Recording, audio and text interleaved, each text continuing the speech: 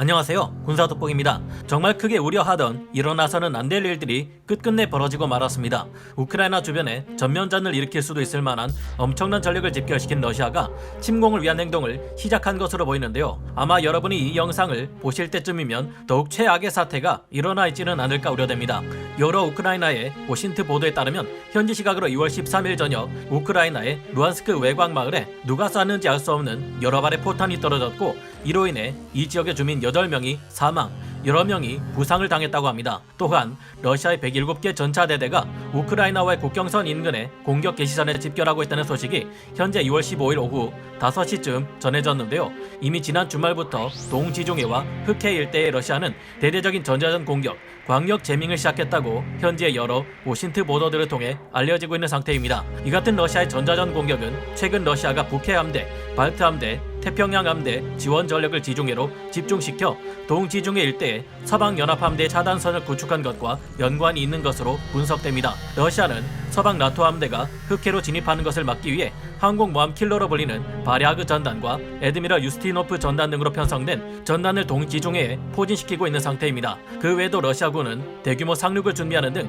그야말로 우크라이나의 북부와 동부, 크림반도 북부, 벨라루스 국경 지역 등에서 공격 개시선으로 이동하는 전방위적인 러시아군의 움직임이 동시다발적으로 시작된 것인데요. 현재까지 공격 준비를 마친 러시아 병력은 총 18만 명이 넘을 것으로 알려지고 있으며, 이 같은 정보들을 종합해 볼 때 이제는 정말로 러시아군의 실제 전면 침공이 임박했다는 우려가 크게 확산되고 있는 상황입니다. 그런데 어찌된 일인지 미국과 나토 측의 대응은 그다지 적극적이지 않으며 군사력을 동원해 러시아를 막기보다 경제 제재로 러시아를 압박하는 소극적인 대응만을 경고하고 있는 상태입니다. 부디 이 영상이 공개될 쯤에 우크라이나가 러시아의 군사력 앞에 점령당했다는 소식은 나오지 않았기를 바라지만 상황은 보시다시피 최악으로 치닫고 있는 중입니다. 어쩌다 우크라이나의 운명이 이 같은 상황에 이른 걸까요? 한때 우크라이나는 세계 3위 핵 강대국이었으며 절대 우습게 볼 수 없는 군사력을 가지고 있었습니다. 미국이 지켜준다는 약속하에 우크라이나는 핵무기를 모두 포기해버렸고, 그중 일부는 러시아로 들어가기도 했죠. 만약 우크라이나가 아직까지 핵무기를 포기하지 않고 있었다 해도 지금과 같은 결과가 일어났을까요? 지금과 같은 상태에서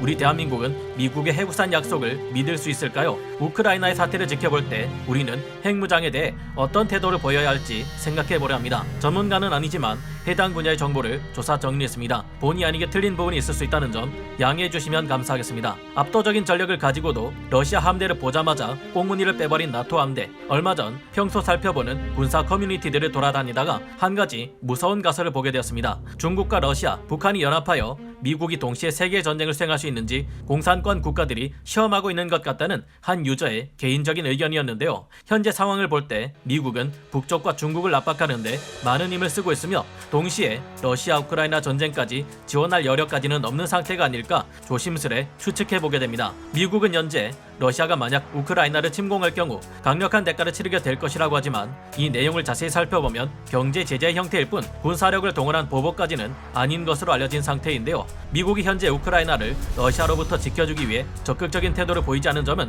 얼마 전 미 해군의 항공모함이 보여준 충격적인 대응에서도 찾아볼 수 있습니다. 최강의 전력으로서 압도적인 힘의 우위를 가진 미 해군의 니미츠급 항공모함이 러시아의 항모킬러라 불리는 슬라바급 순양함 전단들이 나타나자 도망가버린 것입니다. 미 해군의 해리 S 트루만 항모 전단은 클레망소 20이라 불리는 대규모의 트리플 캐리어 훈련을 실시하고 있었는데, 이 막강한 항모 전단은 이때까지만 해도 우크라이나로 향해 달려오는 러시아 증원 함대를 막을 것처럼 보였습니다. 그런데 현지 시각으로 2월 11일 미 해군 제5함대에서 밝힌 바에 따르면 해리 S 트루만 항모 전단이 크로아티아 남부의 스플리트항에 입항했다고 하는데요. 이들은 당분간 출항하지 않고 승조원 휴식과 정비 시간을 가질 계획이라고 밝혔습니다. 미 해군의 해리 S 트루만 항모와 프랑스의 샤를 드골 항모, 이탈리아의 카보르 항모로 구성된 이 연합 항모 전단은 지중해 러시아 해군 에드미럴 유스티노프 순양함 전단이 나타나자 곧바로 아드리아해로 들어가 숨어버렸습니다. 러시아의 순양함 전단이 대단한 전력이었으면 말도 안 하겠는데, 에드미럴 유스티노프 전단이라 해봐야 전투함 3척에 불과하고 바리아그 순양함 전단이라고 해봐야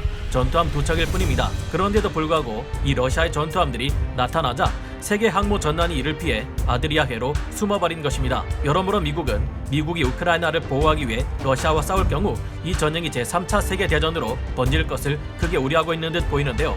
문제는 이 같은 미국의 행동이 우크라이나와 맺었던 부다페스트 안전보장각서의 약속을 제대로 지키는 것인지 의문스럽다는 것입니다. 1991년 구소련이 붕괴할 당시 소련 인근의 우크라이나에는 총 176개의 핵미사일이 남아있었고 핵탄두는 1,800여 기나 남아있었습니다. 세계 3위권의 핵무기 보유량에 달할 정도였죠. 당시 우크라이나 정부는 보유하고 있던 핵무기를 놔둘 경우 우크라이나가 국제적인 영향력을 가짐과 동시에 타국으로부터 침략받지 않을 자체적인 국방력을 얻을 수 있다는 것을 분명히 알고 있었습니다. 하지만 물리적인 핵무기의 실체만을 보유하고 있었을 뿐 우크라이나에는 우라늄 농축 설비와 같은 자체적인 핵무기 개발 시설도 없었고 핵무기를 제조할 능력 또한 없음은 물론 지휘 통제상의 문제로 가지고 있는 핵무기를 사용하는 것도 불가능했습니다.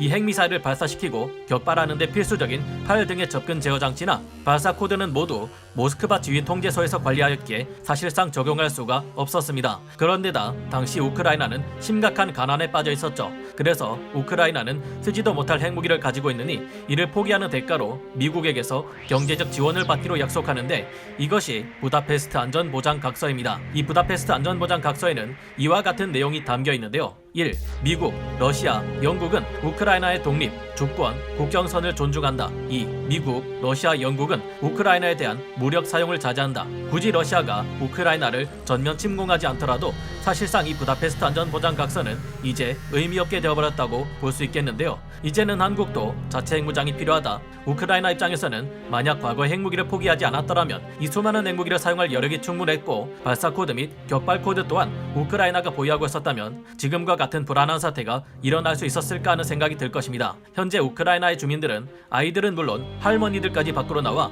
소총 사격 훈련을 받고 있을 정도로 심각한 위기 상황에 빠져 있는데요. 이런 우크라이나 상황을 보면 세계 최고로 위험한 국가들이면서 미국 다음 가는 군사 강국들인 중국, 러시아, 그리고 더욱 예측할 수 없는 북한에 둘러싸인 우리 한국은 과연 안전할 수 있을지 의문을 가지게 됩니다. 우리도 현재 한미 원자력 협정, 핵 확산 금지 조약 등 미국과의 약속을 바꾸지 않고는 계속 핵무기를 보유할 수 없다면 극초음속 미사일, 다탄두 탑재 탄도미사일, SLBM 등 미국의 MD로도 막아내기 쉽지 않은 적국의 핵무기들로부터 우리 스스로를 지켜낼 수 있을지 불안해지는데요. 물론 우리 한국은 미국의 핵우산 보호 아래 있으므로 우크라이나의 경우와는 다릅니다. 한국이 만약 다른 국가로부터 핵무기나 화생방 공격 등을 받을 경우 이에 대해 미국이 대신 무지막지한 위력의 전략 핵무기를 동원해 보복해주게 되어 있는 것이 핵우산이기 때문인데요. 한국의 뒤에는 언제나 미국이 있고 미국은 한국이 공격받을 것을 지켜보기만 하지 않는다는 것입니다. 그러나 계속해서 나토 연합에 가입하기를 희망해왔으며 핵확산 금지 조약에 가입하고 미국과 부다페스트 안전보장 각서까지 쓴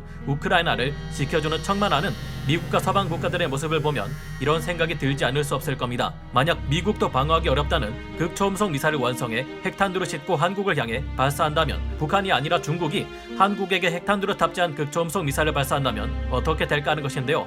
만약 중국이 한국에 핵미사일을 쏘고 미국이 이에 보복하기 위해 중국에 핵미사일을 쏜다면 중국 또한 앉아서 당할 수만은 없기에 미 본토로 핵미사일을 다시 한번 발사할 텐데요. 미국은 세계에서 가장 발전된 미사일 방어 능력을 가지고 있지만 중국이 쏘는 ICBM을 모두 요격할 수 있을 것이라 장담하기는 어려우며 요즘의 핵미사일은 다탄두 방식이기에 단 한 발만 미 본토로 떨어져도 여러 대도시가 큰 피해를 입을 수 있을 겁니다. 여기까지 생각해보면 미국이 한국과의 핵우산 약속을 지키려면 자국의 국민들이 희생될 것을 각오하고 한국을 공격한 적에게 핵미사일을 쏴야 하는데 세계에서 가장 인권을 중시하는 미국이 과연 이런 모험을 감행할 수 있을 것인가 하는 우려가 듭니다.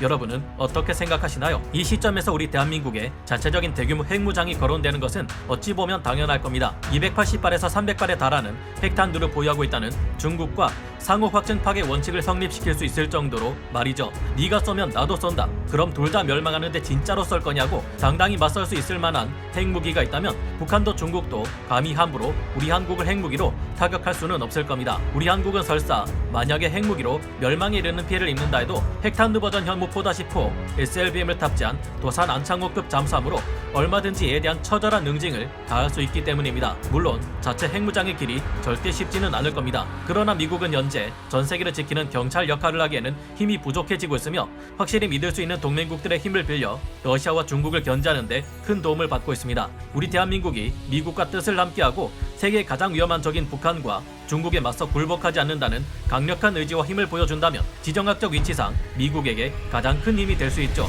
특히 서해로 숨어들어와 사거리 12,000km 이상의 쥐랑3 SLBM을 막아내기 위해 가장 필요한 것은 우리 대한민국의 잠수함들입니다. 이미 미국은 오커스 동맹으로 가장 신뢰하는 동맹국 중 하나인 호주에게 핵 연료를 사용해 추진되는 공격 원잠을 허가했고, 미국 내부에서는 한국의 자체 핵무장을 허가해 주어야 한다는 저명한 교수들의 의견 또한 등장하고 있는 시대입니다. 현지 시각 2021년 10월 7일 워싱턴 포스트에 한국이 핵무기를 만들어야 할까라는 제목의 글을 기고한 다트머스대 국제학부의 제니퍼 린드, 데릴 프레스 교수들은 핵 확산 금지 조약의 10조에 따라 한국의 핵무기 개발은 합법적이고 정당하다고 주장하고 있는데요. 이들은 북한이 한국을 핵무기로 공격할 경우 미국은 핵우산 약속을 지키기 위해 북한에 핵미사일을 쏴야 하는데, 미 본토로 타격할 ICBM을 개발한 북한이 미국의 보복을 맞고만 있지는 않을 것이라 말하고 있습니다. 그렇다고 핵우산 약속을 지키지 않는다면 한미 동맹이 깨질 것을 우려하고 있습니다. 이들은 미국이 보복하면 미 본토가 북핵의 목표물이 된다고 주장하고 있는데요. 이에 의해 미국 도시들이 파괴될 수 있는데 미국인들은 이런 합의를 한 적이 없다. 그러니 우리가 한국을 핵무기로 보호해주는 위험을 내려놓고 한국의 자체 핵무장을 지지해주자는 것인데요. 이 말은 곧 미국이 한국의 핵무장을 허가할 경우 그 대신 핵우산으로 보호해주지 않겠다는 계산이 깔려있기도 한 것으로 보입니다. 그렇기에 한국의 자체 핵무장은 실행된다면 확실하게, 아주 큰 대규모로 확실하게 이루어져야 할 듯한데요. 물론 미국과의 군사 협력을 끌어올리고 우리도 미국과 호주 등의 동맹국들에게 신뢰를 보여주기 위한 노력 또한 수반되어야 할 것입니다. 우크라이나는 러시아에게 크림반도를 강제 병합당하고 나토에 가입하기를 그렇게 부르짖으면서도 막상 국방력 강화에는 별다른 노력을 보여주지 않았습니다. 오히려 노후된 전투기들이 퇴역하는 등 가지고 있던 전력마저 약화될 판이었는데요. 그렇다고 독자적으로 무기를 개발해 양산한 것도 아니고 나토 측에서 무기를 구입해 군사력의 증강을 꾀하지도 않았습니다.